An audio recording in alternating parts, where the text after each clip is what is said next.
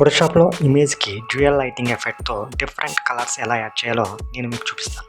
ఈ tutorial Photoshop కొత్తగా నేర్చుకునే వారికి చాలా బాగా యూజ్ అవుతుంది. ఈ వీడియో మీరు బాగా ఇష్టపడతారని నేను ఖచ్చితంగా అనుకుంటున్నాను.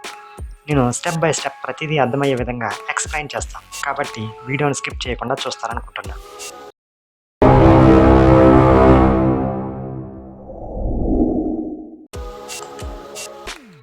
ముందుగా మనం ఫోటోషాప్ ఓపెన్ చేసుకుందాం. ఓపెన్ చేసుకున్న తర్వాత ఒక ఇమేజ్ని సెలెక్ట్ చేసుకుందాం. ఆ ఇమేజ్ను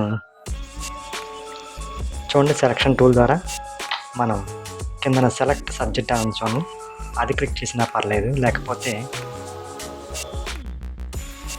సబ్జెక్ట్ సెలెక్ట్లోకి వెళ్ళి సబ్జెక్ట్ అని క్లిక్ చేసినా మనకి ఈ విధంగా మొత్తం మన ఏదైతే కావాలనుకున్నామో అది సెలెక్ట్ అవుతుంది. తర్వాత ఒక కొత్త గ్రూప్ని క్రియేట్ చేద్దామండి.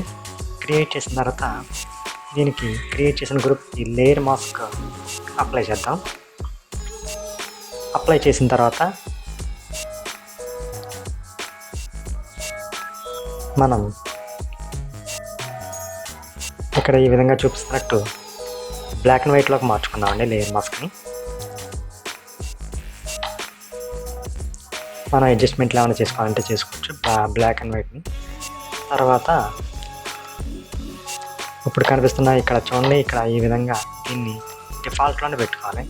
అంటే ఫ్రంట్ బ్లాక్, బ్యాక్గ్రౌండ్ ఏమో వైట్ ఉంచుకునేలా చూసుకోండి.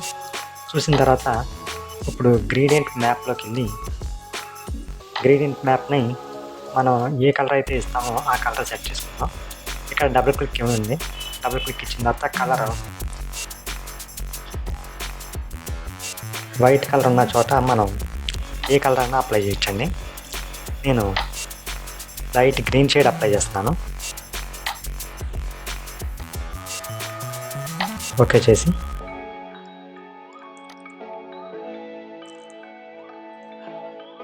ఇంకా రియలిస్టిక్గా ఉండే విధంగా చేయాలంటే దీనికి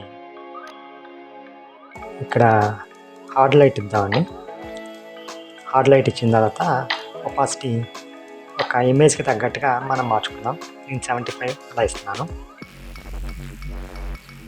ఓకే, తర్వాత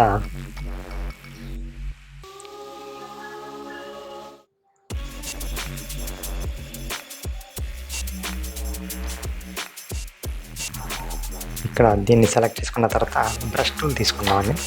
బ్రష్ టూల్ తీసుకుని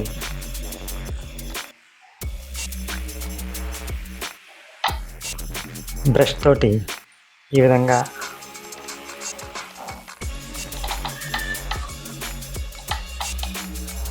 ఒకవైపున మొత్తం మనం ఎరేస్ చేద్దామండి.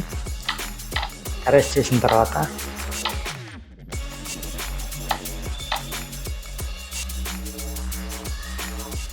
దాన్ని మళ్ళీ ఎగ్జాక్ట్గా అదే లేయర్ తీసుకుని ఇన్వర్ట్ సెలెక్షన్ తీసుకోవాలి.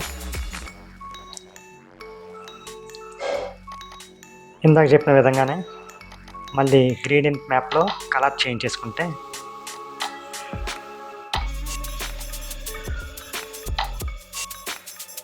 మీ ఇష్టం వచ్చిన కలర్ సెలెక్ట్ చేసుకోవచ్చు. ఓకే చేయండి.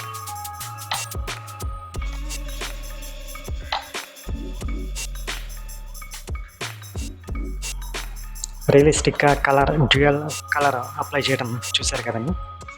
ఈ వీడియో మీకు నచ్చిందని అనుకుంటున్నాను. మరిన్ని వీడియోల కోసం ఈ ఛానల్ని సబ్స్క్రైబ్ చేసుకోవడం మర్చిపోవద్దు. తదుపరి వీడియోలో మంచి టాపిక్తో మళ్ళీ కలుద్దాం.